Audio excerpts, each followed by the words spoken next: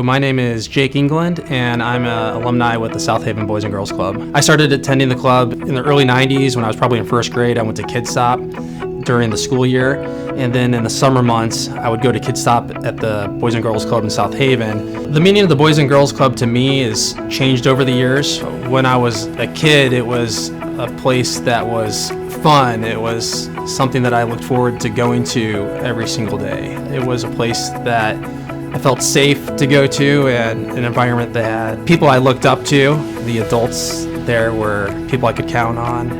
And as I've gotten older, it's a big sense of pride because I feel like I belong to a place that has had a great impact on a lot of people, including myself. It's a positive place for children to go to. The Boys and Girls Club has had a big impact on my life. As a kid, I could easily become another statistic growing up in the community that I did.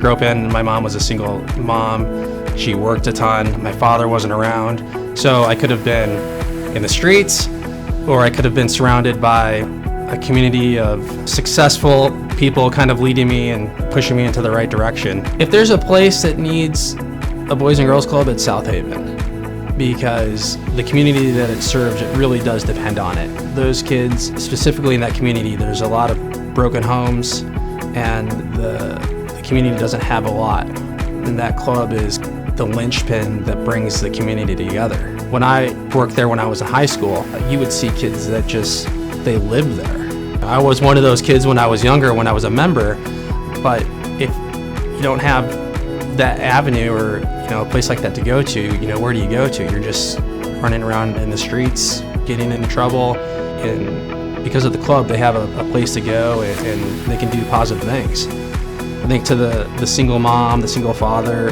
that's really struggling to make ends meet, rather than having to send a kid to daycare all day, it's great that they can send their kid to a place where they can have fun.